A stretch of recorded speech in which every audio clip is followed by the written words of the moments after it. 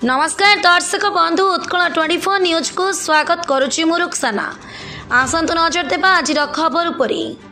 श्रीजंग स्वाधीनता संग्राम स्मृति परिषदर 22तम वार्षिक उत्सव अनुष्ठित। रेमुणा ब्लॉक अंतर्गत श्रीजंग पंचायत श्रीजंग स्वाधीनता संग्राम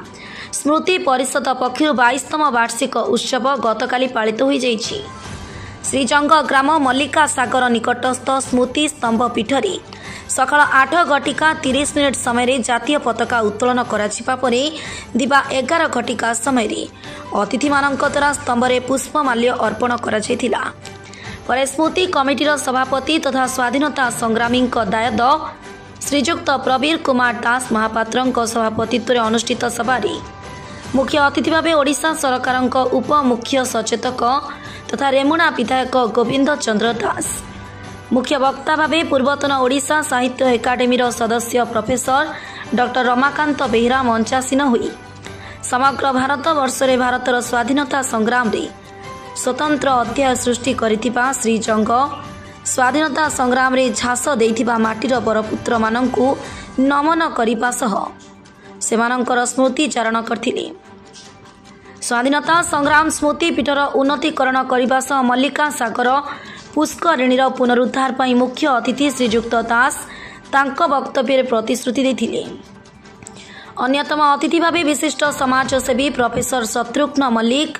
कार्यकारी सभापति अनिरुद्ध दास, संपादिका तथा पंचायत सरपंच कविता सेठी, कार्यकारी संपादक अवसर प्राप्त अध्यापक कमलाकांत दास, उपसभापति हिमांशु शेखर दास, युव समाजसेवी सीमन दास महापात्र, बीजेपी नेत्री शोभना महांती मंचासीन होई निज निजर वक्तव्य प्रदान करथिले। स्मृति परिषदर सभापति भारतवर्षर विख्यात सांबादिक तथा आउटलुक मैगजीन पूर्वतन संपादक एवं वर्तमान गिल्ड ऑफ इंडिया साधारण संपादक शुभेच्छा वार्ता मंचरे पाठ करथिले। प्रकाश ताउकी स्मृति कमिटीर संगठन संपादक तथा पूर्वतन सरपंच कार्तिकेश्वर बारिक उद्यम ओडिशा सरकार संस्कृति विभाग पक्षर 25 लाख टंकार अनुदान स्मारकी गृह निर्माण एवं अन्यान्य उन्नतिमूलक कार्य करा जायथिला। स्मृति परिषदर सदस्य प्रकाश कुमार रथ मंच आह्वान करने सह शेषे धन्यवाद अर्पण करथिले। मु किंतु निश्चित जो माने हम देश को स्वाधीनता देइचंती जहां प्राण जाइछि बहुत त्याग करिचंती सेमानकर आज तपस्या सेमानकर जो संग्राम ता पई आज हमें मंच रे बसी परछु स्वाधीनता हिसाब रे हमें भूली परछु। देश स्वाधीन थिले भी आज स्वाधीनर संपूर्ण स्वाद हमें पाई पारि ना ए पर्यंत शहीद होइचंती बा आज एठारे हमें तांको स्मृतिचारण करूछु। तार कारण केवल सेतबेले थिला एकता आ संगठन एवं सुशासन गोटे डाकरा देले शह शह सेतबेले तो हजार हजार नथिला शह शह संख्यारे आसी उपस्थित हो जाउथिले इंग्रेज सरकार विरुद्ध रे लढिया पाई बिल्डिंग ता भी हेई परिछि एवं श्रीजंग आज ओडिशा साहित्य रे ओडिशा टूरिज्म रे एवं ओडिशा कल्चर विभाग रे यार स्थान मध्ये रहिछि। बंधुगण मु टिके छोट छोट पिला माने को मने पकाय दबा को चाहूँ जोटा कि हमर सरपंच मैडम कविता भौणी से कहउतिले जे स्वाधीनता संग्राम कथा हम इतिहास रू पढुचु केतले फिल्म रू देखुचु किंतु ये जो पिला माने ए माटीर जो माने दायद सेमानक मध्य ये स्वाधीनता संग्राम विषय रे किछि सचेतनतार आवश्यक सेमाने मध्य निजे को भविष्यत पाई ये देश पाई ये माटी पाई ये जाति पाई ये मानक पाई सेमाने किभଳି निजे को प्रस्तुत करिवे समस्तंक पाई काम करिवे अन्याय विरुद्ध रे लड़िवे अंचलर उन्नति पाई काम करिवे एवं भारत वर्षर स्वाधीन शोभना महापात्र बीजेपी जड़े टाणुआ अभिनेता एवं श्रीजंग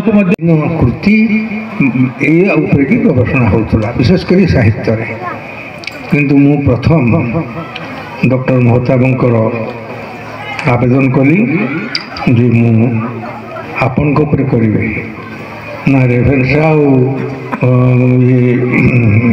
आमर बाणी विहार अध्यापक मैंने कौन नहांती तुम गोटे कौ मफसल अंचल जोग देच निश्चित ए माटी को सर्वप्रथम मु नमन करुच्ची श्रीजंग माटी को कारण जो माने ए माटी रे स्वाधीन संग्राम माने एभली श्रुति संभ करके जाइछंती हमर पूर्वपुरुष मान कथा आज ये उच्चारण होती निश्चित आशा करमी ए अंचलवासी जो मल्लिका सागर जो 22तम स्वाधीन संग्राम जो पोखरी मल्लिका सागर एटा हूँ विराट पोखरीटे ये पोखरीर एरिया हूँ 11 एकर अच्छी तार केमती पुनरुद्धार हम ये गोटे पर्यटन स्थली हम आपंकर तालपदा इंचुड़ी श्रीजंग तुंडा ये जो गोटे रहा पंचायत को केमी आम पर्यटन स्थली करवा यार मुझे गोटे कमिटी करा जाऊ कमिटी करके जाति धर्म दल निर्विशेष गोटे कमिटी करा जाऊ निश्चित ये पर्यटन स्थली हम मान्य आम जो मान्य मंत्री अच्छा उपमुख्यमंत्री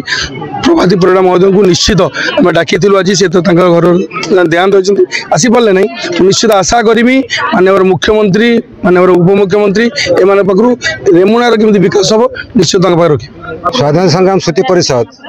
22तम वार्षिक उत्सव आज जो कार्यक्रम होता है माननीय विधायक जी आम उपमुख्य सचेतक से जोगदे आम सब कार्यकर्ता आमर संपादक सरपंच महोदया एवं आमर उपसभापति हेमंत बाबू और प्रकाश बाबू एम सब जोगदे आम समस्या विकास से पंचायत विकास भाव आम विधायक उपमुख्य सचेतक को अवगत करेलु एवं 2036 जो विकसित ओडिशा हाँपाई जाऊँगी से मान्यवर उपमुख्य सचेतक अनुरोध कर कार्यक्रम से करें जो प्रस्ताव देले उपमुख्य सचेतक कार्यकारी करेंगे प्रस्ताव देते आम आशा कर कार्यटा डेफिनेटली तो फलवती हम। Bureau report Utkal 24 news.